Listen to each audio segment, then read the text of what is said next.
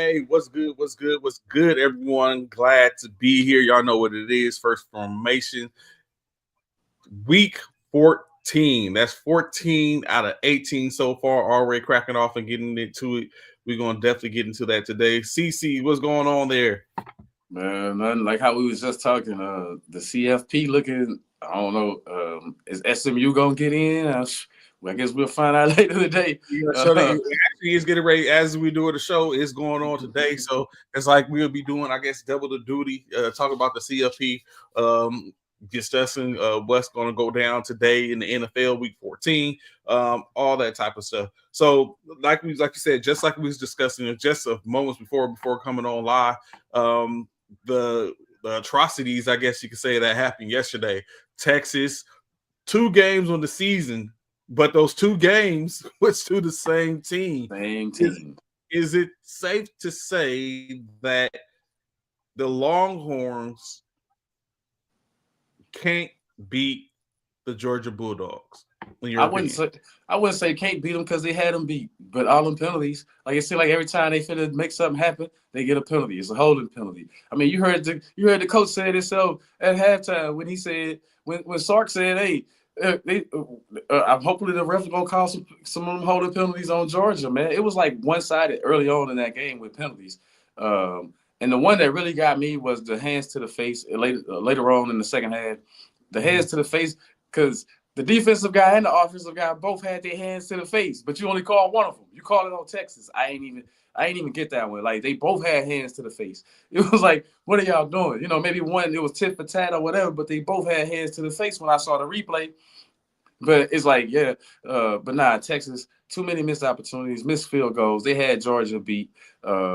Texas defense did all they could for the most part. But you lost to a second string quarterback.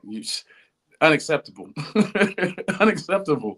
You know what I mean? Unacceptable. Beck was out of the game. Unacceptable. So as we know, like you said today, earlier this morning, they're going to be having this final CFP rankings reveal, as well as a reveal of who's going to be the teams in the inaugural CFP 12-team tournament. So that's going on right now, but they already did put out the AP poll in college football, in which Georgia, with said dub, has moved from number 5 in the AP poll to number 2. So we'll see, is that going to line up with what the CFP sees it as? Expectations is the CFP will put them in as the 2 seed. As Oregon is going to be the number 1 seed. They haven't lost. They was undefeated on the year, and then go on from there. But of course, like I said, first of Oregon's number 1 in the AP poll, Georgia at number 2, at number 3, Notre Dame, which we're going to talk about in a second. Texas falls to number 4, Penn State is 5, Ohio State 6, coming in at 7, 8, and 9, or is Tennessee, Boise State, in Indiana. Interestingly, Arizona State, another conversation we're going to have in a second, comes in at number 10. At 11 is Alabama. SMU falls to number 12. Clemson 13. South Carolina, Miami, and Ole Miss come in at 13, 14, and 15. 16 Ole Miss, 17 BYU, Iowa State, 18, 19 Army. Go Army. Matter of fact, go Army beat Navy next week. Let's go. Colorado comes in at number 20. Another discussion that we had this morning. At number 21, Illinois. Syracuse at 22. Interesting. Missouri at 23. UNLV 24. And Memphis at 25 in the AP. So, like I said, a couple of things that I wanted to point out or bring up or discuss a little more in depth this morning before we get right into the NFL aspect of it. When you look at Oregon and Arizona State, right? What do you think of them? Because these are the 2 teams that were just in the Pac-12 last year. And they conference champions. Taking consideration, Texas was in the Big 10, in the Big 12 last year, and they were contending for the conference championship. What do you think about these teams that are just getting SMU, another one? Mm-hmm. These teams that are just coming over to these conferences and competing and becoming runner-ups or conference champions in these new divisions, especially when you talk about the SEC and the Big Ten, when They have been heralded and all that type of stuff, but yet you have newcomers from Oregon, from what was considered a weak Pac-12, and Texas from the Big Ten. What do you think? I think it's a beautiful thing for the sport, right? Because everybody was worried about how these teams going to adjust. It's going to take 1 minute to get acclimated. We said it before the season started. Right before the season started, when we was picking conference champs, it's like could Texas and Oklahoma especially compete in the SEC right away or whatever. I didn't see, I saw the Longhorns being competitive, but I didn't really see them making it to the SEC championship game, especially, how much Bama is loved and how and we see what Georgia does, right? But yeah, and then you look at Arizona State, man, Arizona State got to be, you know what I'm saying? Arizona State got to be like, that's got to be one of the most impressive stories of the season, right? Like, because nobody had Arizona State on their list of winning the class in the Big 12 to win, and then they won the Big 12. I had Utah. I was so wrong about Utah. BYU looked like they was tough for a minute over there, man. But it's like Arizona State said we're gonna do this. Hats off to the Cyclones for making it there too, though. Iowa State, like they had their best season ever, 10-win season. They've never had a 10-win season. Now, can you wrap your head around that, Trey? To be an institution and play that long and never have a 10-win season. So it's interesting, right? When you look at it, and then what also goes into that is the fact of they have a particular running back over there that has been top tier, and they're not getting discussed or getting talked about. So it's wild when you take a look at that. And then additionally, when you look at the fact that teams like all those teams, honestly, like Cal went over and had caused problems. LaDonna says Hines Ward. Definitely Hines Ward. Of course, when you look at it, he has made a difference. But when you take a look at what they've done, or all those teams that basically were in or other conferences, now they're showing like Cal had a pretty good season, I believe. Additionally, maybe not Stanford. We just talked about Arizona State. Arizona was hot for a second, then they fell off. So it was like a lot when you take into consideration. They have basically, in my opinion, they showed. Now it was going to be interesting coming season one, even though they ended with a 500 season. USC was in the games in which they played. They just didn't have enough at the end of it. They was up. They had a victory. They was on pace to be victorious versus Penn State, on pace to be victorious versus Michigan, on pace to be victorious versus all those teams, even Notre Dame, that they end up basically losing towards the end of the game with 2 pick sixes.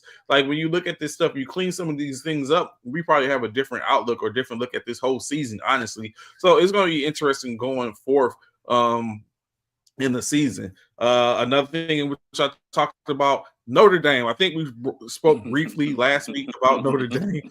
Notre Dame is, I don't understand it. I don't get it. But Notre Dame is what Notre Dame is. Hey, I don't mean to be funny or nothing, but the big man in the sky got that team. That team. I'm just saying, like, it's living up to his name, Notre Dame. I'm just saying, it's living up to what it was built around. Because I thought Notre Dame was out of there early. I didn't think they could bounce back from the losses that they took. Like that. I didn't think they could bounce back from that, but somehow, and I guess it's two teams that's always lucky to me in these last years, man. And Bama is one of them. Like Bama, Notre Dame. It's gonna take 5 losses to keep Bama out of anything. You got to go 4 losses or more to keep them out of anything. Like 3 is not enough for them. I don't understand. Like Bama is always gonna get a crack at it. And it don't seem like it matters who Bama lose to, because Bama lost to a team that has six losses, and somehow they're gonna end up in the CFP. You know what I mean? You got other teams that only got from other conferences that only got 2 losses. That's not gonna even sniff it, right? So Notre Dame and Bama, to me, they always have something that I guess the people that pick the polls love. You know what I'm saying? Like the poll pickers love those guys. The committees love them. Like it's nothing you can do. I think the biggest thing for Notre Dame, I think I said it last time, is that they do play independent. Football wise, I know they're supposed to be a part of the ACC, but they don't pay. They don't play. They play some of the ACC teams, but it's not. They independent. You know what I mean? I think that, and plus they bring a And they have big some scheduling. Yeah, they can schedule anywhere, anybody. and they bring a big TV package with them. You know what I mean? Like they got their own network, so they bring viewers to the yard. So sometimes it's about business more than it is about performance on the field. But hats off to Notre Dame. You're gonna be in the CFP, the playoffs. I want to ask you a question about the CFP though. Yes. So with Clemson winning the ACC, you said the AP poll had them at 13. Where do they rank? Like, where is Clemson going to rank in this? Is Clemson going to be Is Clemson going to be Florida State this year? You know what? No, I ain't gonna say that because they have like take in consideration in Florida State last year. Florida State was down and out because they didn't have their starting quarterback, in which Travis was hurt. So it was a little different field. Clemson in this case still has Klubnik, who basically put on who showed up last night. It was able to come down and get one. All it took one pass in which he found the open receiver, put him in the field goal range, and then, like we talked about, the young freshman Hauser went ahead and put it away with a 56-yarder. So, and he's a freshman. So just imagine he continues to work and stuff like that. You might see Clemson might be pretty good, or they're going to be good from the special team aspect, or they'll be able to. 56 yards, that puts you in range to get scores, whatever. Regardless, you're basically playing 50 half the field for the most part. So. Drake said jumping in. Bama has no business being in playoffs. So we'll see, Drake. I mean, a lot of people believe that's going to happen. You think that's going to happen, Slip? You think Bama gets in? You just talking about the luck. They in. We know they in. We know Bama is not missing. You're not having a first 12 team playoff without Bama, people. We already know they in. I'd be shocked. It'll be so shocking if they don't make it.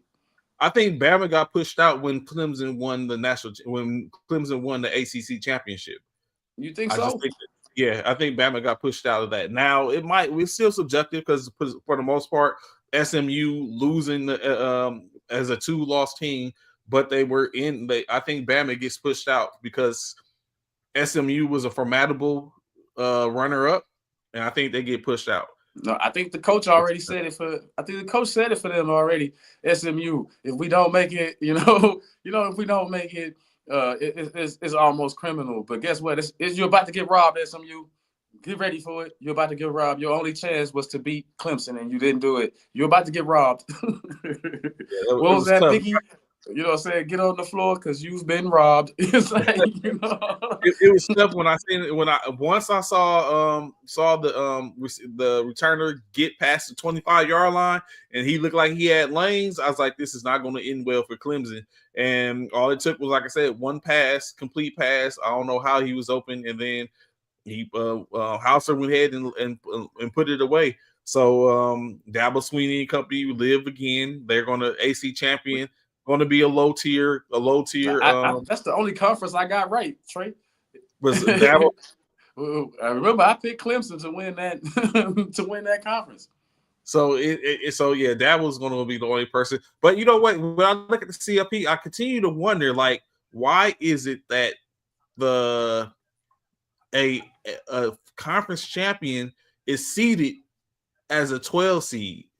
Presumably, like all the mocks and all the predictions, a conference, whoever the conference championship that's out, the 5th conference champion that's out, I guess because they don't expect it, which is kind of like, in my opinion, messed up because when you look at it, they don't put in, no other conference really gets an opportunity outside of the Big Four, right? So there's basically the American Athletic American Conference doesn't get any burn. We know Army was the champion of that one. Or any other conferences gets no love when it comes to the CFP. The expectation, only person that really gets love is if there's a a team that is higher ranked that becomes a champion that's in it, and that's because if they get voted to the CFP. So for the most part, you make it. It seems like the CFP is really at this point just a two or four conference post playoff. But we knew that coming in.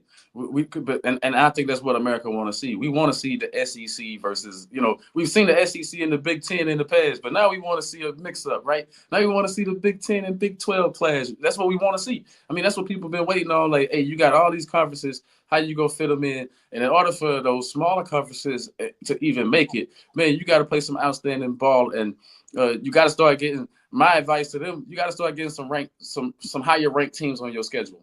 You can't just keep playing against small teams and beating number 22 or 23 in the polls. You got to start beating some of the 12s. You got to start beating some of the 8s. That's what's going to make it interesting. Now you got to start playing some of those teams if you want in. You got to up your game. I think it's just going to make it tougher, the competition tougher. So, of course, I'm very sure there was games on Friday. One of the key aspect ones was one of the teams that was expected to be in the playoff, but was playing for that position. That was Boise State. Boise was ended up being victorious, in which it was a close one. No, it was actually a close one.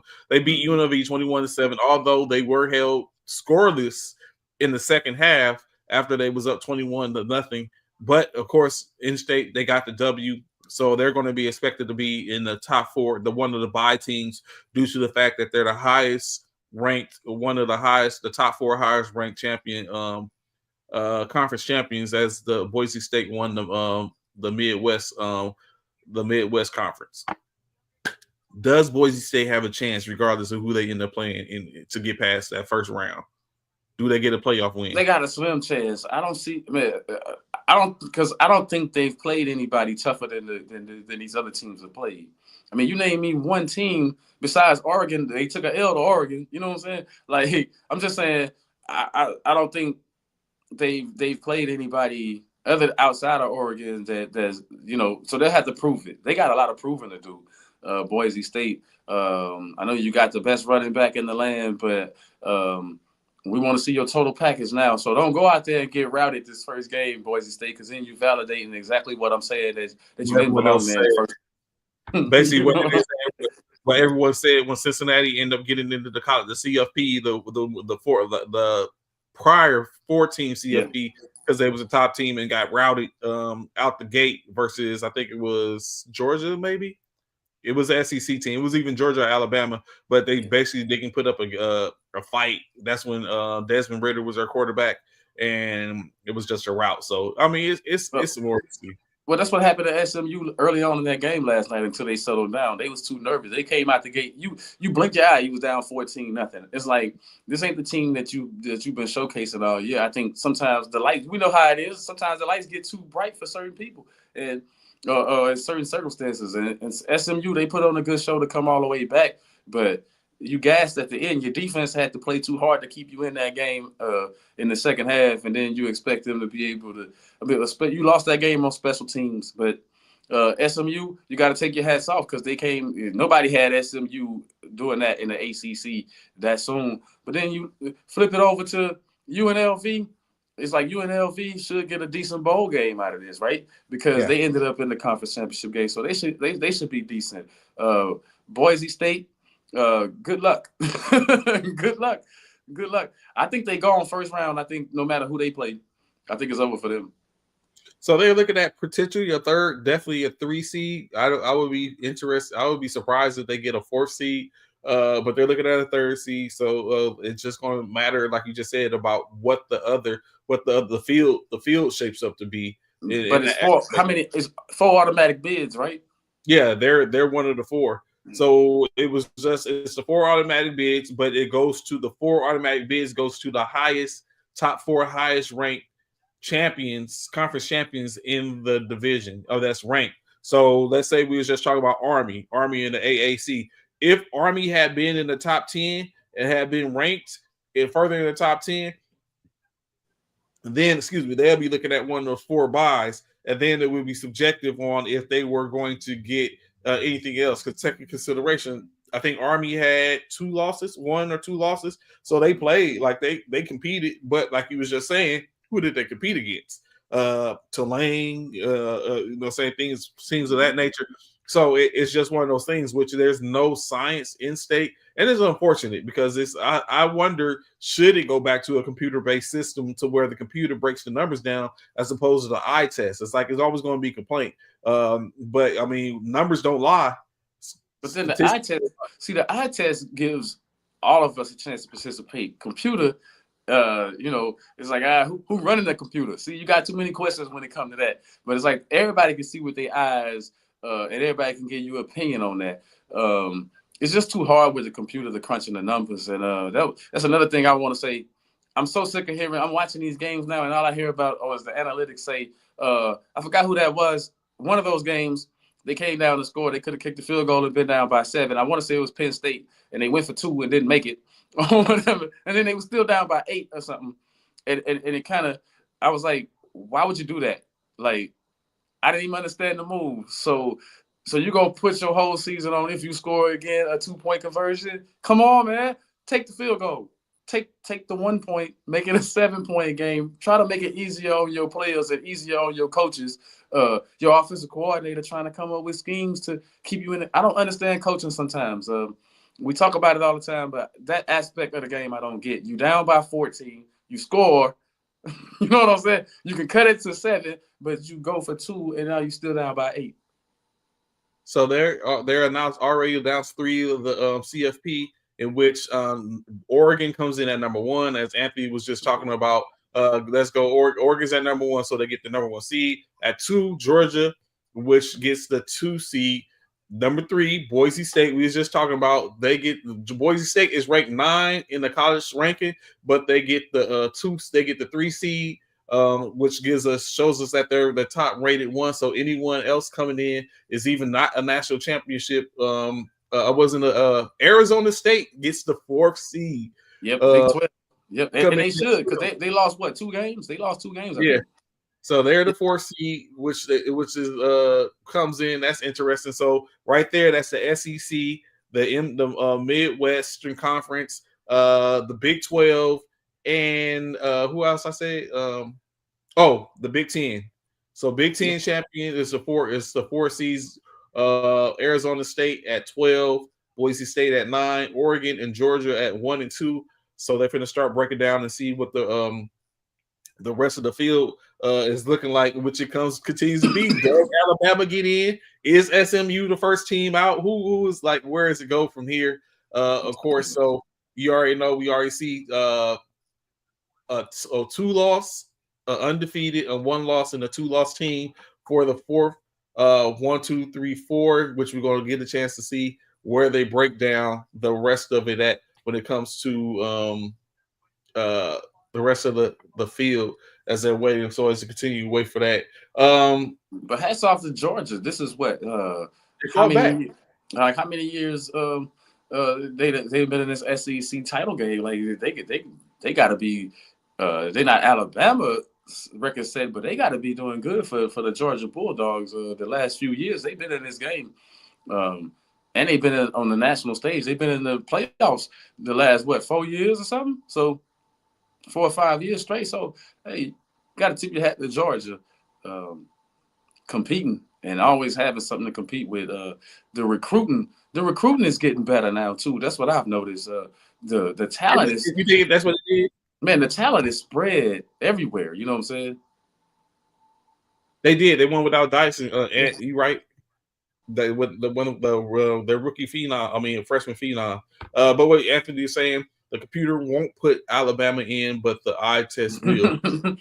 And that's why I look at it. I think the computer is better set. Clemson is the 12th seed, and they will be playing number 5. The 3rd ranked CFP 3rd ranked Texas Tech Longhorn will be competing against Clemson in the first round. What's that, 2 weeks from now? So that's the first matchup, Clemson and Texas, in which the winner will face off against Arizona State. Well, it'll be Texas going back to the Big 12, play against the Big 12 too. But I'm gonna put this out there. I'm not impressed with I'm not impressed with it so far. Like you got Texas, they gonna play Clemson early on. I don't know. Mm. Well, Texas did lose, so you got to do what you got to do. But Klubnik and Ewers, man, I like Klubnik better, and I like Klubnik better. I'm not a huge fan of Ewers. I've been saying that a long time, and I think at certain times he not make bad decisions. He's just reluctant to open up and go all out at times. Like he throws some lazy passes at times. Um, like I said, yeah. So I'm really worried about Ewers. I was worried about him yesterday. I almost turned the TV off a couple of times because it's like, man, what are you doing? You just trying to throw the ball to them, you know? But hey, if that's what we ride with, come on, Longhorns. Penn State gets the 4th rank in the CFP, which gives them the 6th seed in the tournament, and they wait to see who they be playing against. In any state, though, Penn State has an opportunity to face off against Boise State, who where it would be. So it's just waiting to see who they'll be facing. Penn State at 11-2, lost to Oregon. So of course we wasn't going to. Hopefully Notre Dame. So it's 6. Notre Dame is a 7 seed. Well, they're the 5th overall in the CFP ranking, but they get the 7 seed, which is interesting. I was wondering what was going to go on. Like that seems more sensible, like to put Notre Dame further down in the bracket, because I was like, they didn't compete. They don't have like we was talking about earlier. They don't have a conference. They don't compete for a not conference championship. However, they do compete because they schedule differently than a lot of people, and they have people on their schedule. So it makes sense that they play, but that puts Notre Dame on a crash course, possibly with Georgia, depending on who Notre Dame ends up getting. So, Notre Dame was a little shaky this year. All these teams are shaky, honestly. The only one that might have rolled it out the whole time might have been Oregon. Yeah, but Oregon, Ohio State, man. I'm waiting to see where they fall because that's going to be another tough team.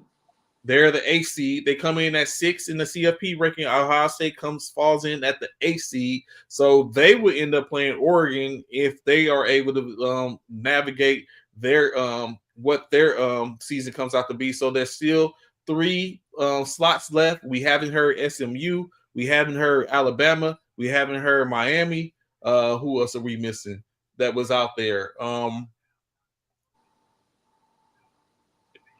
Will there be any surprises? So still 3 slots left, of course. It was going to end up coming number out. 9?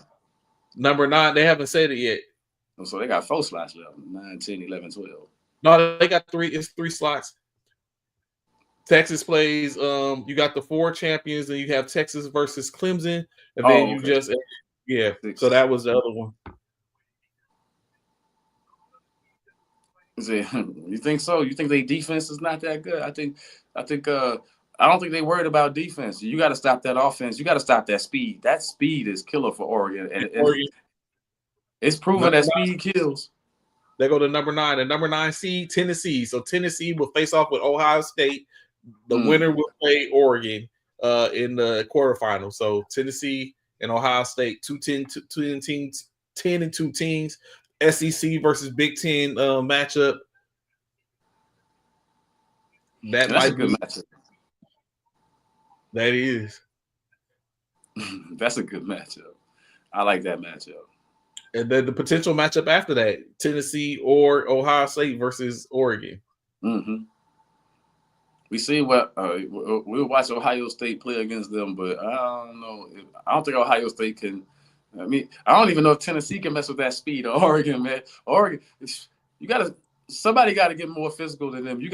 But it's hard. It's hard to jam them at the line of scrimmage when they all fast. You know what I mean? It's hard to play bump and run against them when they all fast. So interesting enough, but when you talk about out physical, the best chance might be that of Tennessee, because we saw Ohio State out physical by Michigan, would put them in this position to where they didn't have they went from being possibly playing for the conference championship and being a 1 seed potentially to where they are now, an 8 seed. Indiana gets in. Indiana, That so now, so yeah, so Indiana gets in. They're the 10th seed with the being and they're not even in the CFP, or are they? Oh, they're 8 in the CFP, the 10th seed. So now it comes down to SMU, Alabama, Miami. As we know, Miami is most likely out. Does so? Which is left is the 11th seed is what's left. Who is the 11th seed? Is it Bama? Is it SMU? I'm trying to tell you, SMU just got robbed. I'll be surprised if they don't. And I'm So not even watching it. Notre Dame and Indiana are the 10-7, or the 10-7 seeds. The winner of that game goes on to play against Georgia. So Notre Dame, Indiana will play Georgia, like we was talking about earlier. Tennessee or Ohio State will end up going on to play Oregon. At the top of the Arizona State will get the winner of the Clemson Texas game, and so now we're going to find out who's going to get Boise, which is Penn State, waiting to see who they play at the 11th seed to see where they're going to be at. I really feel that SMU gets in. You think SMU gets in, man? I'm trying to tell you. I think Bama got it. They're probably not going to get in. Based off what you was just talking about earlier. I'm just saying. Yeah, it seems like Georgia does have, I don't know, an easy path. But yeah, I was like, Georgia. When you just said the matchup for Georgia, I said, man, they lucky. You know what I'm saying? How lucky can you be? Notre Dame, the winner of the Notre Dame game. Oh yeah, what a cakewalk for them. That's easy pickings for Georgia. We know that's going to be a blowout game. That's not going to even be close. SMU. It's SMU. SMU got in? Yep. Well, go ahead SMU, man. Well, go ahead SMU State. And the winner of Penn State, SMU, faces off versus Boise State. So that's the 12-team field. One time Oregon. I'm happy I'm wrong. One time I'm happy that I'm wrong. I thought SMU was definitely about to get robbed. I have no heart. Alabama and Miami end up being the first team, second team out. Yeah. It makes sense. I mean, Miami collapsed at the end. And so when you look at it, Alabama honestly was 3 teams. They're the only 3. They would have been the only 3 teams that was even offered. Well, outside of Clemson, but Clemson was a 10. It got their chance because they earned the right to get in. Alabama was a non-conference champion participant, non-conference championship game participant, and their only key win was versus Georgia. When you look at that, so I mean, SMU competed in the championship, lost in the field goal by a last-second field goal. It just made more sense. I know some people was looking at the play versus the brand. I mean, for this inaugural one, it made sense not to sit up and do that and put Alabama. I'm tripping. I can't believe Bama not in. I was like, for sure, Bama getting in, right? Like, you know why Bama isn't in? Bama isn't in because Saban isn't the coach. If Nick Saban was the coach, Bama would have been. Maybe so. You know, I do say this about Bama for Bama fans. I do like Milrose. I like y'all quarterback. I think he wants to win. I think they just didn't have it this year. You know, like, man, you can't have it all the time, but they've had it for a long time. So, okay, you know what I'm saying? 1 year fall off ain't gonna hurt you. That part, and they got a new head coach, and I think that was some of it too. It's not saving in-state. I think that's really had it. So, with that being said, they have that. Who's your right now? From that being said, with the current field, who would be your front runner to win the national championship? Is Oregon? I'm sticking with UT. I think that like our toughest matchup so far.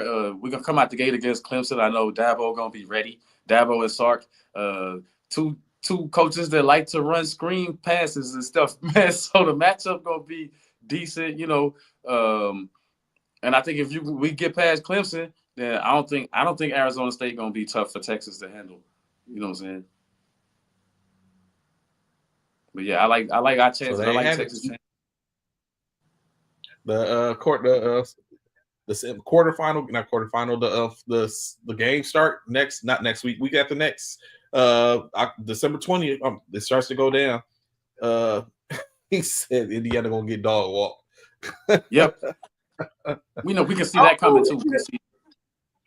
Indiana might surprise somebody. They see what happened to them against Ohio State. They got the shocking all out the way. Indiana might make some noise. Too big of a game, too much time off. Too much time off when certain, like, if they was playing next week, then I'd give them a shot. You know what I mean? But you got a couple of weeks off, yeah, it's over for you. Those teams, the less talented teams, the more time they have off, a lot of times they don't go their way. It's not favorable for them. Too much time off. Too much thinking, too much whatever, and too much success for some people, it goes straight to their head. They're not going to be ready to play. So moving on, right?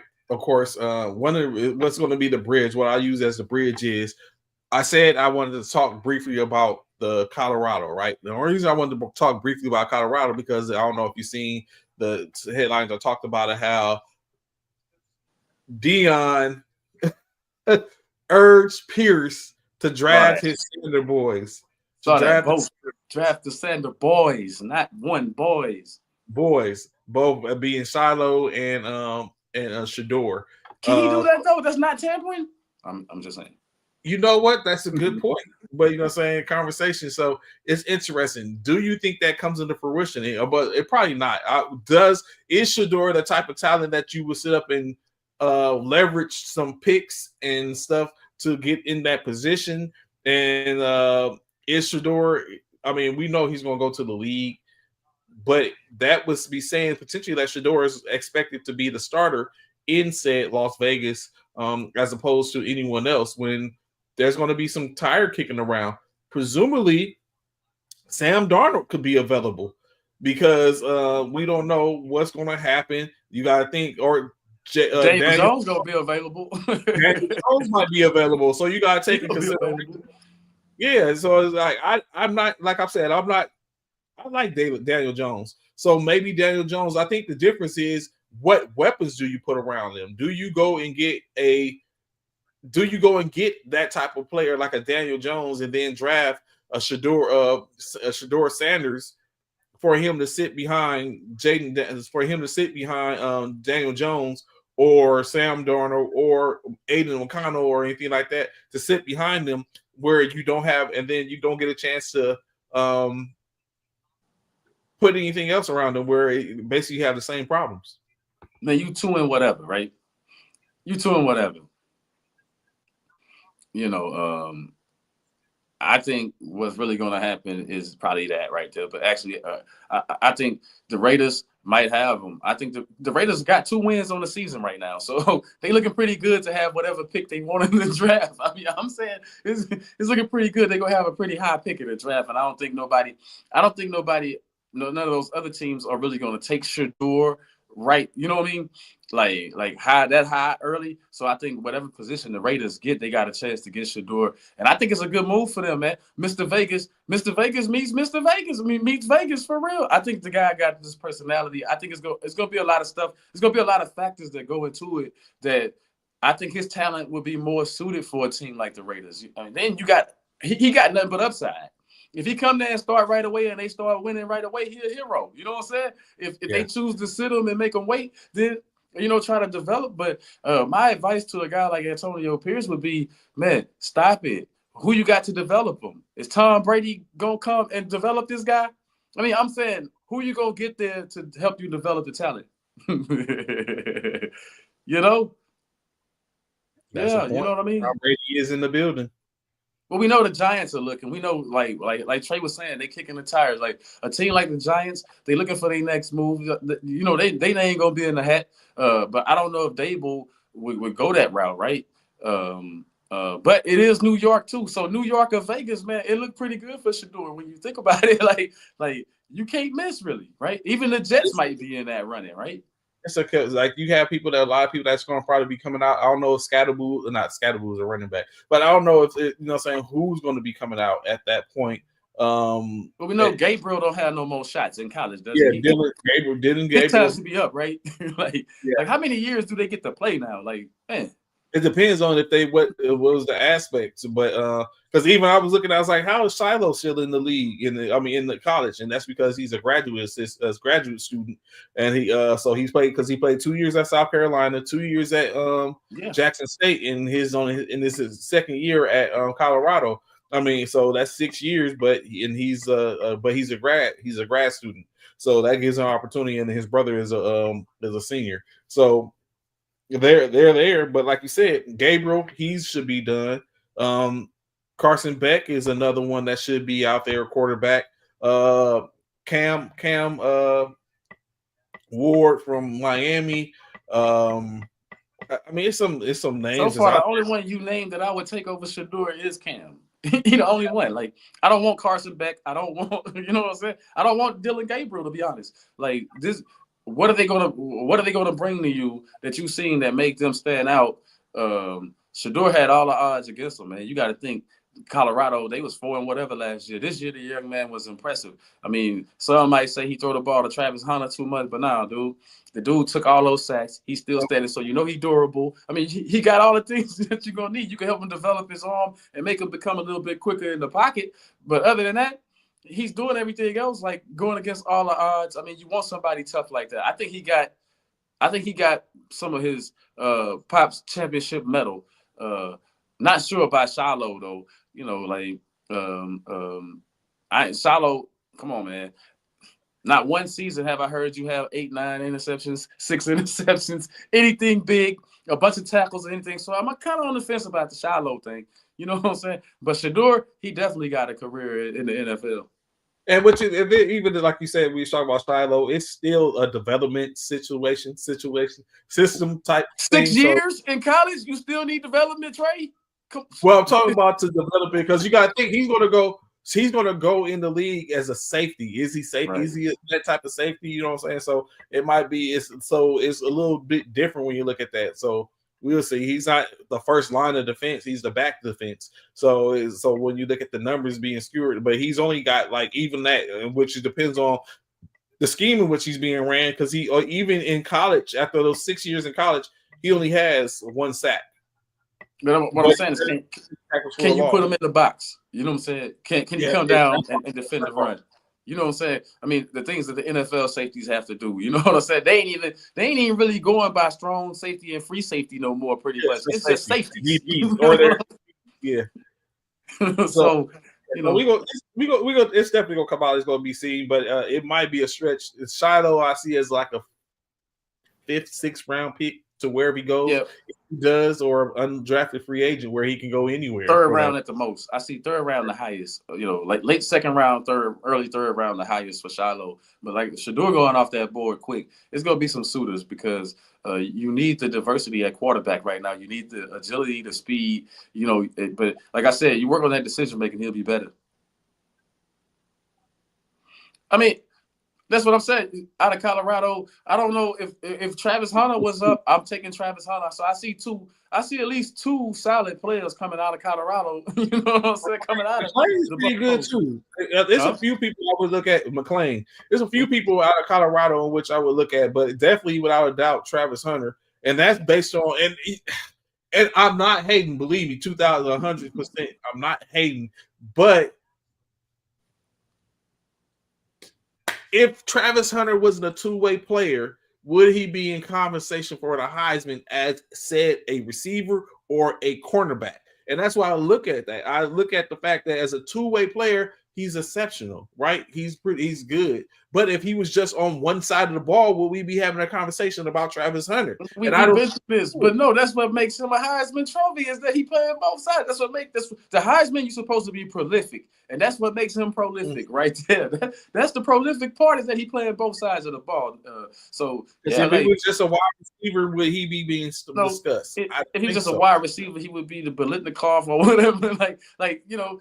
I mean, he's on the Biletnikoff list. He's a finalist. He would just be on that list and not in the Heisman discussion. We already know that, right? Like we know a lot of receivers don't get a lot. When do receivers get a lot of love when it comes to Heisman? Most of the time, right? Like you have to be extraordinary like this, play both sides of the ball. Like you know, like if you're returning kicks, you know what I'm saying? Yeah. There we go with the Genty. Back to the Genty again. Anthony with the Genty. He is not the winner, man. I believe it's Genty, but I don't think Genty's going to win. I'm just saying, you rolling over. I would vote Genty. But you're rolling over little league players. You're not even rolling over the big boys. like that's why I can't get behind Genty. You're not rolling over the big boys, man. You're rolling over. Genty, you know what I'm saying? He's 132 yards from breaking Barry Sanders' single season record. Yeah, but the season over, so you didn't break it. So let's, you know what I'm saying? The season isn't over because now they count the postseason record, the postseason games as well. So, I mean, but that kind of, that kind of tilts the odds, That's like I was watching.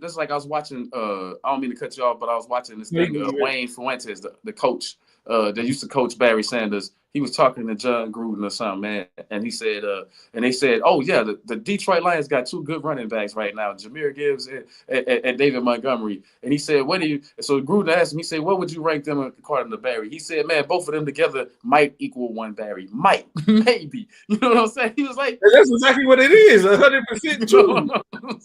He was like one of, like Barry was a bad man. I mean, but I'm just saying. So, is Genty that kind of? Is he Barry Sanders like? I mean, and can you really judge that against the competition that he played? No, I mean, I would go as far as to say he's probably not Barry Sanders. It's just like true enough. It might be the competition which he played against. That Barry won the Heisman, didn't he? Didn't Barry win a Heisman? Yes. Exactly. He won the Heisman. That's what I'm saying. Like, is he Barry? Think about that. It's like the people like Melvin Gordon III, when he came back and had one of those type of seasons in college, he didn't win the Heisman. But again, it also depends on who you're up against. And Genty's up against Travis Hunter, who was a two-way player. And that's the only thing, in my opinion, was getting Travis Hunter to burn. And what you get is because he's a two-way player. Besides that, anyone else in the field? Dylan Gabriel? When he put on a show, four touchdowns in his conference championship game, led his team to a win. So I think Gabriel got a strong case. He has a strong chance, correct. He's got a strong case. Dark horse. I'm not saying Genty don't have a chance. I'm saying why though? Like, man, I gotta see better competition. Like that's just for me personally. Now everybody else can like Genty. So it's gonna be unfortunate. But so again, it's going to be unfortunate because we're not going to see Genty play again against said better competition until 3 weeks from now. The Heisman's going to be decided already. The Heisman going to be over, right? The Heisman's over already. So we're going to see it's going to be one or two things. Maybe Genty was more deserving, or maybe Genty shouldn't have been in that conversation, and maybe you should have went to Gabriel. I just don't think it's Travis Hunter is my pick. I've been saying it a long time. Yeah, I just don't think it's Travis for the Heisman. Like, he's going to get a plethora, a mountain of awards. I just don't think the Heisman should be the winner. But Trey, if I can catch 20, how extraordinary am I? If I can catch 20 passes in a game, intercept a pass, recover a fumble, you know what I'm saying? Lock down a third or a half of the field, whatever they ask. Or what you say, who was y'all playing? Put handcuffs on my opponent. What more you want me to do, man? Like, the guy got burned one time. It's on film. You can go watch the film. He got burned one time. Was y'all playing first formation tech, or you know what I'm saying, who was he playing against? So you know what I'm saying, like it comes down to that. But it's not that I'm not trying to hate on the dude. It's just say I look at it is the stuff is just doesn't stand out to me. He doesn't have Charles Woodson type numbers, is what I'm saying. He's predominantly a wide receiver. Woodson didn't have those kind of receiving numbers that he got. He didn't, because he wasn't used predominantly on the offense like Travis Hunter was. Woodson was used as a kick returner where he did his damage, and he was a premier defender as a corner. I've seen a game with he played 100 and some snaps in a couple of games, man. 100 and some snaps. So he was a premier, and it was lockdown, so it was different. What kind of physical specimen in a game that's that physical football have you really seen that? I've never heard of it. Mr. Primetime himself didn't play 100 snaps. You know what I'm saying? I'm saying this guy played 100 snaps in a game. Yeah, that's, man, impressive. That's impressive. When I think you line up to is like, does he line up with Charles Woodson? That's the person in which you judge him against. What is he? But of course, it's hard, like I said, because he played a lot. He played opposite. He played predominantly as a receiver and the go-to. What's going on, E? Glad to have your formation with us. He plays predominantly as that person, so it is that is. So before we get into our picks, right, and then of course we have a special treat where I don't know if y'all have been seeing the the Black Death. I'm a little, you know what I'm saying, the Black Death Sour Mega Ball Challenge, but I'm a connoisseur of sour candy, so I was like, you know what? Oh, I want to see how this really goes. So at the time, once we get ready, before we get off, we're going to do that to see if we can hold it for 2 minutes or how long after that. So of course, that's coming up too as we get closer to the end of the show. But another thing I want to talk about, right?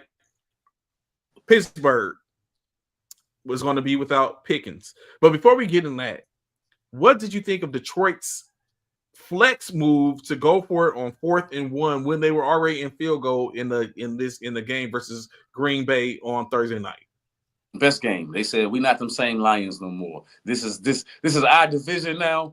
Green Bay, stop us. I mean, I like that move. I mean, it was gutsy, especially in it's a regular season game right now. So it's not for all the marbles, but it was for all the marbles as far as sending a strong message to the rest of the NFC North that we that team, and we know how Campbell do, man. Like, I just hope he don't go into the playoffs again with this kind of attitude. Gotta know when. You know, he got to know when to lay up. It's like golf, baby. You got to know when to try to hit it over that water. You know what I'm saying? Or when you just try to land it close enough so you can get it over the water. You got to know when to take the big swing. And I think he did it perfect on a Thursday night game. We ain't trying to be here all night. We try to show them where we at. We don't want to give Jordan Love no chance.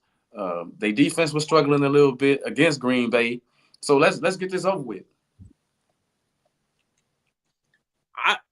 I thought it was a oh, he said golf. So in college, he would have been golf would have been down.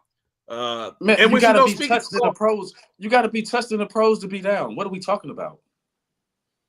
And you know what? Think about it, right? Listen to his talking about knee, which brings up Jared Goff. Who do you think got the better won the trade? Los Angeles or Detroit? Man, it clearly looked like Detroit did. I mean, you could say the Rams at first because they got a Super Bowl out of the deal. Matthew Stafford got a Super Bowl. But since then, it's been all Detroit. The Rams been struggling no matter who's been in their lineup, out of their lineup, or whatever. They've been struggling. I mean, it's clear that they went all in for 1 year. You know what I mean? And about it to even give it more prowess. Jared Goff was a Super Bowl quarterback before he went to Detroit. But that was horrible. But that was horrible. 10 points in the Super Bowl.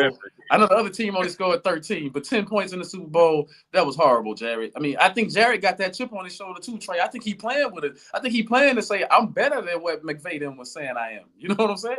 Like, they chose Stafford over me. I think he's saying I'm good like Stafford. He said, well, it's the Rams until Lions win the ring. But, man, you only good as what you've done lately, and they haven't done it. No, what I'm talking about is he did not take a traditional knee. He fell down. The guy did not take a knee. He fell down. And you can fall down and get back up in the pros without being touched. You know what I'm saying? That happens. You fall down all the time. Like, I can see if he was turned towards the center, if he was facing the line and he took a knee and he fell, then I can see your point. But he turned around and handed the ball off. He fell down. You can do that. You can fall down in the pros and get back up without if nobody touched you. Like, that's legal. What are we talking about? Receivers catch the ball on their knees all the time and get up and start running. What are we talking about? The guy fell down. He did not take a knee. He fell. Kirk Cousins continues to be the starter for the Atlanta Falcons. You think good move or no? I think you still got a shot. Right? Okay.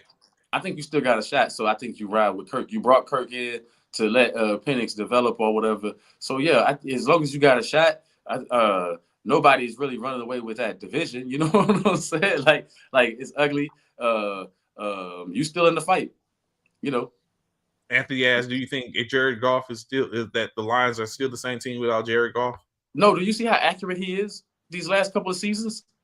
Who else is going to be that accurate in that offense? Who else is going to be that accurate in that offense right now? Like, he got that offense moving, man. Like, the guy, what, 3-4 games this year, he's completed 80% of his passes. When have we seen that? We haven't seen that from the greats, the Rodgers, the Brady's, the Peyton Mannings and stuff, man. We haven't seen what this guy is doing.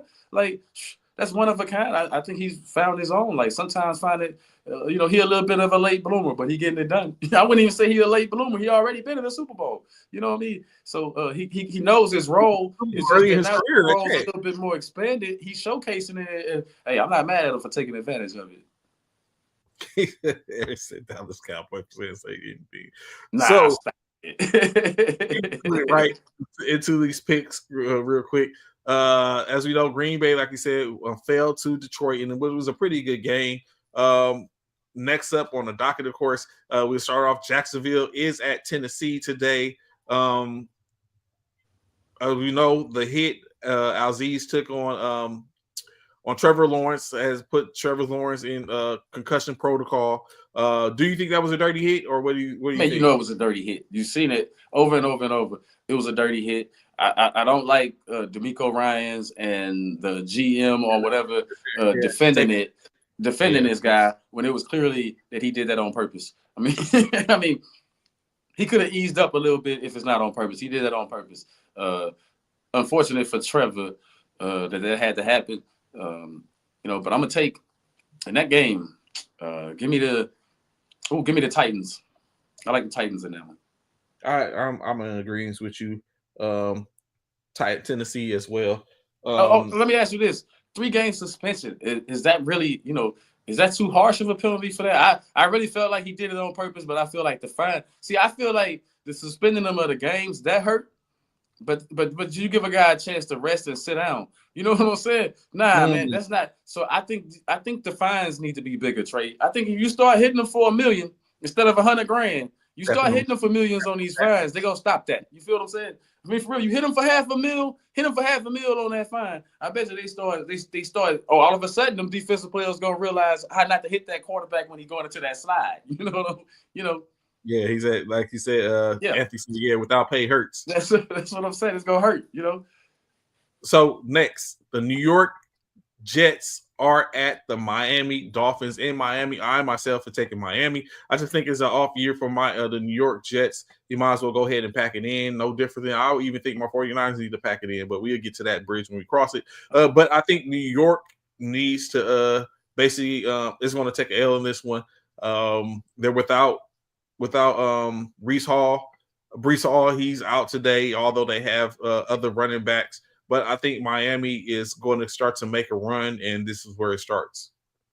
I don't know about Miami making a run. I thought they was going to do that when I picked them the last time to beat Green Bay. I think that was on Thanksgiving or something. But I'm taking the Dolphins in this one only because I'm sick of Aaron Rodgers. How much longer are teams going to put up with this guy? Like, it's two people, man, that I used to be real big fans of, and I'm so disappointed in right now, man. On the legend scale, Hall of Fame type scales, and one is Aaron Rodgers, the other one is the great Mike Tyson. Mike, go lay down somewhere. You know what I'm saying? Like, I didn't like what Mike did, but I don't like him better. I don't like Aaron Rodgers this year. So give me Miami. He said he's becoming Pac-Man Jones. Miami. Yeah. All right. Next up, Atlanta at Minnesota. Atlanta's traveling to Minnesota. Continues to give, as we were just talking about. Should Kirk Cousins still be starting? I guess it makes it easy when he's in a weak division. When he's in a weak division, it makes it probable for him to be able to continue to play and get an opportunity to start. But in any case, I'm taking Minnesota. Although the conversation continues to be, will Minnesota give Sam Darnold a long-term deal? I honestly don't think he is. I think he's just auditioning for his next team, and he'll go on. But for this game, I'm taking Minnesota. I'm just going to put this out there. Minnesota Viking fans. Only way Sam Darnold is still a Viking in years to come is, this is just my thoughts, is if they go to the Super Bowl. If you fall short and lose in the playoffs, you'll be looking for a quarterback again. That's why Kirk Cousins ain't there no more. You know what I'm saying? That's why you lost all your other quarterbacks previously, because you couldn't get over the hump. So I think you're going to need a quarterback to get you over the hump. Is Sam Darnold that guy? I don't know. But I'm taking the Vikings today because Atlanta, they too wishy-washy for me, man. They're not tough enough in big games and games like I thought they were going to be. Anthony says if Penix will be starting next week, if not if they were to take an L this week. Probably. Next up, New Orleans in another early day window. The New Orleans Saints will be at New York. As we know, New Orleans is without Taysom Hill, so they lost their Swiss Army knife, as well as, again, another offensive weapon that was on that they have lost. But New York is without really a starting quarterback. They have a starting quarterback without a franchise starting quarterback. In this game, I went ahead and chose New Orleans. I think they have a better chance than what New York has, although you are playing in adverse weather, as we've seen what that did to a team that doesn't play there a lot. But I think New Orleans can overcome. Who you got? I got the NO. Okay, I got no way that the Saints lose this game. The Giants are currently in tank mode anyway. I don't think they're really trying to win. But the Saints are still not mathematically out of winning a division. So hey, a win today could put them right there with the Falcons and the Buccaneers. You know what I'm saying? Could put them back in it. So the Saints. Hey, give me the Saints. So the next one, gotcha. Yes, next one, Carolina at Philadelphia. In any other instance, I might go with Carolina, but Philly seems to be a hot team. They're considered to be one of the front runners for the division for the Super Bowl this year. In which we'll have more conversations. Saints, please, Trayvon Olave. In which we'll have more conversations about that. But this is the Carolina Panthers have been upticking, but it's not to say they have done that enough where they get a dub today. So I'm going with Philly on this one. We in sync right now. I think we go straight here in a minute with some of these picks, but I'm taking Philly only because the Panthers. They're going to play a hard game. It's going to be a close game, but I don't see them beating Philly. Philly defense started to turn it up, by the way. So I'm not looking at the offense right now with Saquon Barkley. I'm looking at that defense. Their most valuable player is their defensive lineman, for what they're saying. It's not even Saquon. It's the defensive lineman. So I can see it. I can definitely see it. Next up, this one is interesting one, in which I think initially going in, my mindset wasn't this to make this selection, but we have one of the early windows, Cleveland Browns and the Pittsburgh Steelers. As we know, Jameis 30 for 30. Winston tends to pop his head. Like, he put up 500 yards in the offense last week. However, he did throw 3 interceptions, 2 of those interceptions being pick sixes, in which they might have beat Tennessee had he been able to overcome that, in which he has asked the Lord to remove his pick six, his affinities throwing pick sixes. But they're up against Pittsburgh. The Pittsburgh Steelers are going to be without George Pickens in their offense today, in which, for me, I think that makes a difference. I'm taking Cleveland over Pittsburgh today. I'm sticking with Pittsburgh. This is why. I think Russell Wilson has figured out a formula. You saw he put up 44 points. I think it's no turning back. I think Russell Wilson is really, really comfortable in that offense. Today, I think Freiermuth going to have a big game. And and for me, you can't gamble on Jameis Winston, man. This dude, he too high stakes for me, man. Like, that's a heart attack waiting to happen if you, I mean, for real. So it's rough, but I really think that Pittsburgh is very dependent upon George Pickens, and without him, it's going to be rough for him. So I think, even though I think that the defense might rattle Winston a little bit, I just think that it might be they have a little, because of their little off kilter, it might be more advantageous for Winston as opposed to. I want to throw this out there. I talked all that noise about Mike Tomlin, and he having one of his best seasons I've seen ever him coach. As far as I think he my front runner right now for coach of the year if they keep doing what they're doing.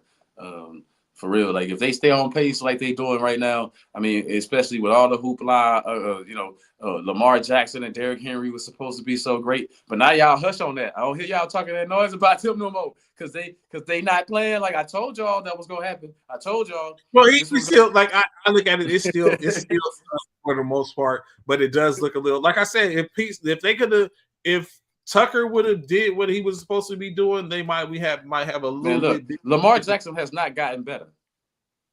And nobody talks about that. He is not. You know what? I think it's dependent upon everything is his legs, and he has big arm ability, but he doesn't have receivers. Like he has not gotten better. We keep saying he don't have receivers. How many receivers you gonna bring in there before you start finding your own targets? Like, you got to make your receivers. I mean, Aaron Rodgers didn't have all these problems in Green Bay. He kept making receivers. Who was Devontae Adams before Aaron Rodgers put him on the map? You know what I'm saying? He doesn't have Lamar Jackson doesn't have a Devontae. Man, I watched Tom Brady win Super Bowls with some guy named Hogan. You ain't never heard of Hogan since. I mean, I'm just saying, you never heard of him before that. You never heard of him after. What I'm saying is sometimes, hey, you got some ingredients. You got to make it mix, baby. And I don't see that happening right now with Lamar Jackson. We keep putting it off on the receivers. No, when is the quarterback gonna stick that ball on him? You know what I'm saying? When is he gonna put it where only his guy can get it? You know what I mean? Like, he don't even throw his guys open. That's why the guy can't get his toes in the end zone. If he throw him open, if he throw that ball where that guy don't have to make that tight window catch, all his passes are like tight window, man. He's not opening it up. You know what I'm saying? Like, he's not opening it up. And I think he has MVP season. This guy's he's a walking video game. But what I'm saying is, NFL wise, his skills have not developed. Mm-hmm. We just talked about Jared Goff throwing 80%. Jaden Daniels come in throwing 80% as a rookie. Lamar Jackson, where you at? Where the growth at? Got to see some growth this year, young fella. That's all I'm saying. Got to see some growth. Last game of the early window, the Las Vegas Raiders facing off at Tampa Bay against the Buccaneers. Tampa did get back Mike Evans, but of course we know they're not going to be seeing anyone else walk through that door due to the fact of the late injuries. Las Vegas is basically, we just talked about them, 2 losses on the seasons are for the most part, with 4 games remaining. At this point, it's not looking too promising for the Vegas Raiders as maybe to get a top round draft pick. Las Vegas at Tampa Bay. Who you got? Come on, man. Tampa needs this win in order to get control of the NFC South. You need this win right here. Like I said, the Saints are on your heels. The Falcons are not out of it. So Tampa, where is it at? Week after week, I hear Trey Bishop say the same thing about Baker Mayfield. Oh, he's this, he's that. But look at their record. Like, they ain't going nowhere with that. So much for being scrappy. It ain't getting you. Well, he's scrappy, but yeah, it doesn't always amount to W's. That's for sure. Yeah. So next game, first up when you come talking about the late window, the Seattle Seahawks will be facing off against the Arizona Cardinals, with the winner presumably taking over first in the NFC West, maybe the only participant in the playoffs this year from the NFC West. A game in which Seattle is 5-0. Geno Davis is 5-0 when it comes to competing against the Arizona Cardinals. Does that streak continue to 6-0, but does Arizona end that streak and continue to hold on to a possibility at a playoff berth? I'm going to take. It hurts me. It pains me to even have to pick this, but I'm taking Seattle today. Who you got? I got Seattle, man. I was going to take Seattle because I got no faith in Kyler Murray. I don't have the faith that the GOAT has in Kyler Murray. I just don't have the faith in him. But I will say this. I just said that Minnesota was going to do their thing against the Falcons. The Falcons have scored already. I know it's early, but they done scored already. Kirk Cousins came to play in Minnesota, it looked like. So, you know what I'm saying? Kirk Cousins is ready. Like, this used to be my house. And that's what. Oh yeah, he's probably chomping at the bit to sit up and prove, like, yo, you know what I'm saying, this is mine, or I'm still here. Gino, don't let me down today. Gino, man, every time I've ridden with you, man, you've let me down. So come on, Gino, get it done today. Next up, the Buffalo Bills will be traveling to Los Angeles to take on the Los Angeles Rams, their second NFC West opponent in as many as weeks. Unfortunately, we see what happened with the last NFC opponent they played, in which it wasn't favorable due to, like I said, conditions. I stand on the fact that I say adverse weather makes a difference. We seen it firsthand in that San Francisco Buffalo game. Would it have been different if the conditions wasn't that? We don't know. But it was definitely it showed that it was in which two players were lost, in which now someone else gets thrusted into that. But in any case, I'm going with Buffalo. I sick Buffalo to get a dub. Yeah, Buffalo, man. Come on. Buffalo, the Rams, they too up and down for me right now. Um, I would have picked them if this was week 3. I would have picked them, but Buffalo looked like they're on another page. Buffalo. I think Buffalo trying to send a message to Kansas City that we coming for the throne, baby. I think that's what Buffalo on right now. We coming for the throne, for real. I don't doubt it. Like I've been saying it all year long that I don't think Kansas City's not three-peating. Not to say that they're not going to be close, but I just don't see them as three-peating. I think that that reign right now is over, at least for the year is over. No different than what we talk about San Francisco. The reign is over for this year. The only difference is Kansas City still has an opportunity and get a chance to come back next year. They come back. They already talking about Hollywood Brown is on the mend. He may be back, so they get more speed back. We'll see. Next up, the Chicago Bears will be traveling to Santa Clara to be playing in Levi Stadium versus the banged up 49ers. Already, we know that Trent Williams is not going to be available. Bosa is not going to be available. So is there a available dub? And McCaffrey's not available. Jordan isn't available. We already know Brandon Ayuk is available. So many people not available. Tafunga, all not available. Can San Francisco get the dub here? I err on side of caution in this. I really thought about taking Chicago. Maybe if it was any other team, I might sit up and take San Francisco. I might take Chicago, but this week I'm going back with San Francisco, back to them getting the dub. Brock should make a way. Should find a way. They should be able to take care of business. I got San Francisco tonight. You know what? I'm taking the Bears, and this is why. New coach, Eberflus is out.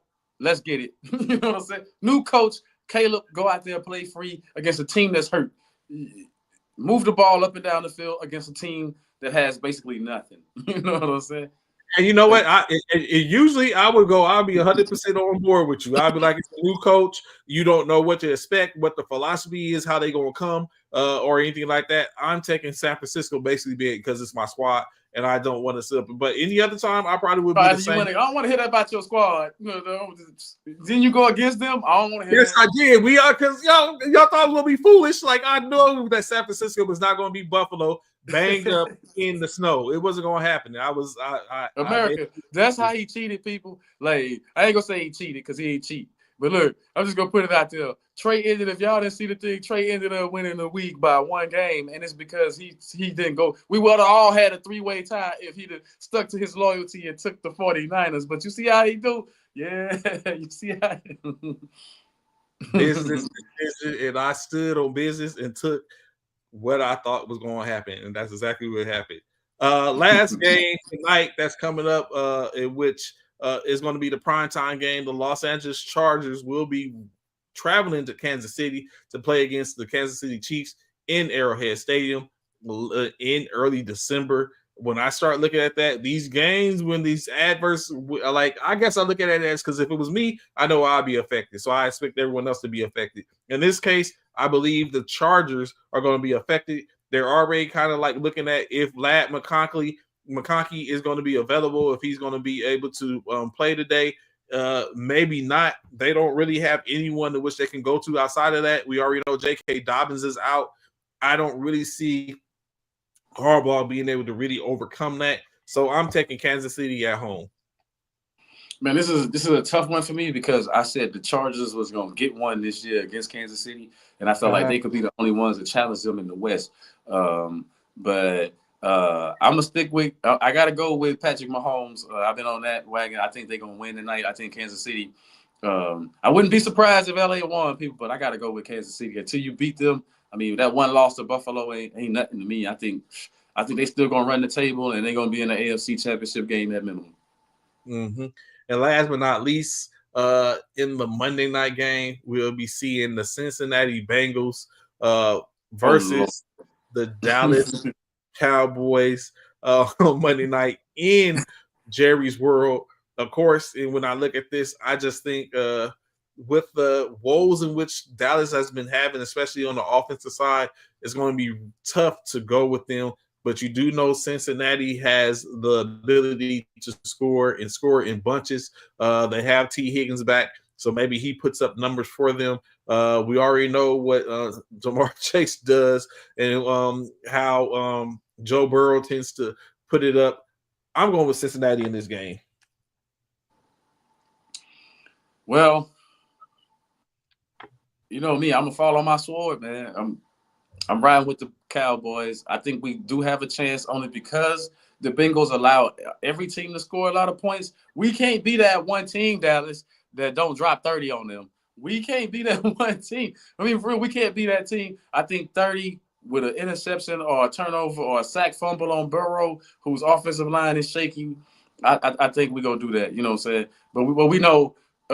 I wouldn't even say he gonna expose Diggs. I say Diggs. I think he gonna expose the whole secondary. But at the same time, I think that up front, a couple of sacks up front from Michael Parsons gonna help us out a little bit in this game. And so there you so now, of course, you know, saying we have that Cincinnati. The picks are in. I have to get with Bishop if I know I think he's involved in doing something. If I'm correct. So hence the reason why I haven't heard from him. But you know, saying even if he doesn't, of course, with the missed opportunity, still could determine picks by percentages and stuff like that. So still to do that, although my percentage should still be great. So that you have it. Those are the picks for today that we sit up and wrapped up. And as stated, we talked about a certain challenge. So if y'all haven't been paying attention or peeping game, there is a challenge that has been out there, the Sourball challenge, the Black Death. I'm very skeptical when it comes to certain things that speak in that manner, especially something that says Black Death. I don't even say devil's advocate, especially when I'm referring to myself. So I always say anti-advocate. So things of that, say nature. But saying the Black Death is what it's called. Why is it called Black Death?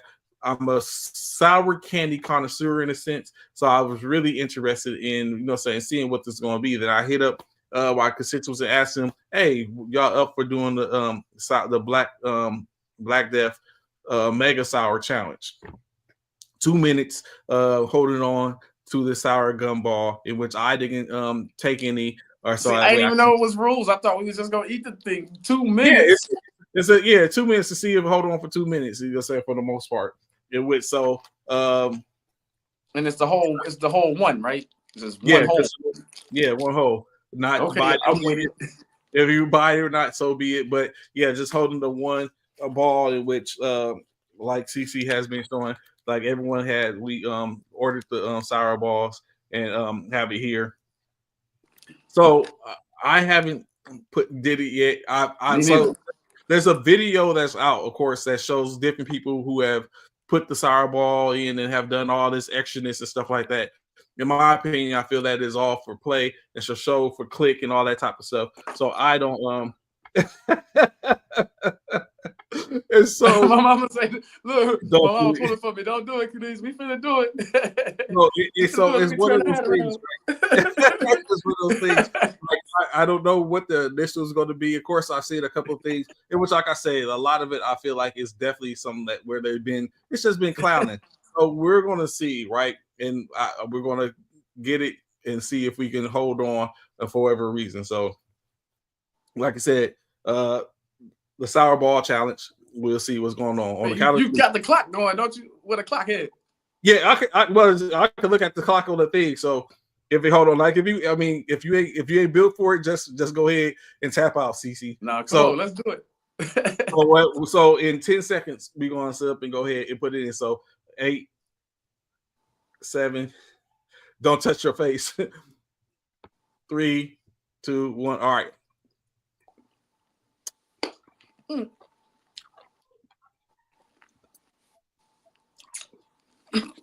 I gotta come better than this. I gotta come better than this. It's sour, but not as. It ain't sour. It's sour. I'm I'm highly disappointed. It's sour. I'm disappointed. It's sour, but not as sour as I was thinking, man. I was ready to cry. I I'm was ready to do disappointed. everything. It's all right. I'm extremely disappointed. Black Death, I'm disappointed. I'm upset I spent my money. Mm-hmm. I'm upset I spent my money. So yeah, that. I'm upset. I'm highly disappointed. Yeah, I frowned because at first, but yeah, no. So I thought it was gonna be worse than what it was. Again, I'm disappointed.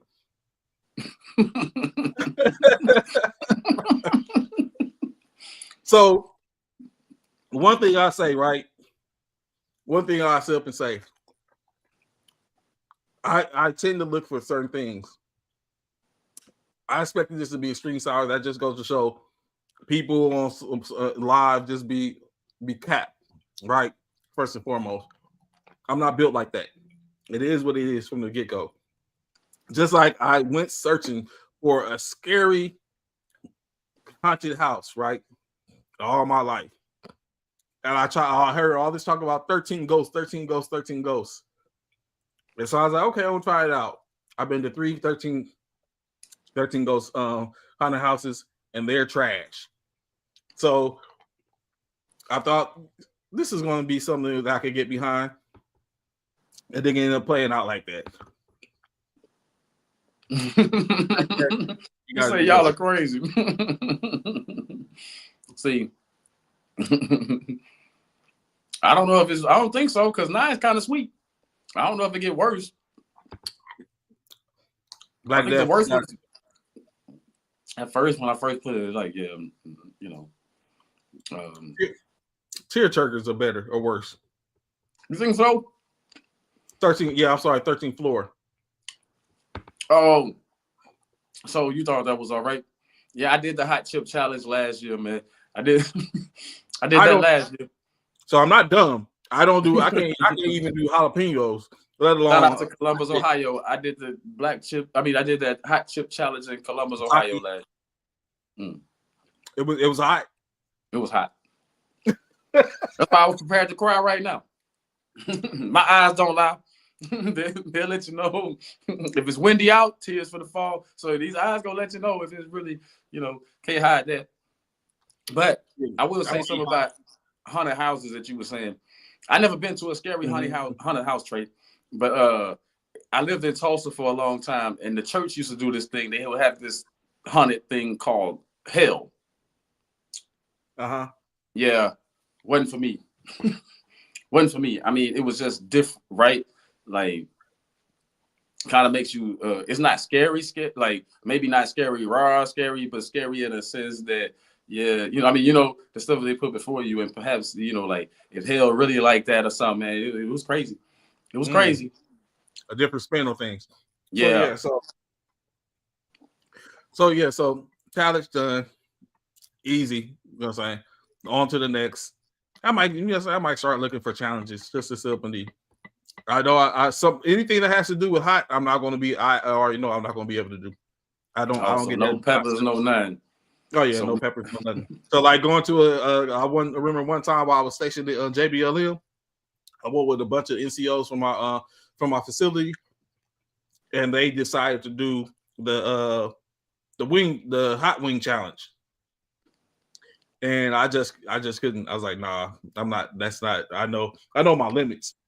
And that just was. I know I would have faltered in that. That would have been a challenge in itself. So maybe I don't know some eating challenges. I don't know. Maybe I'll find some, and we'll see.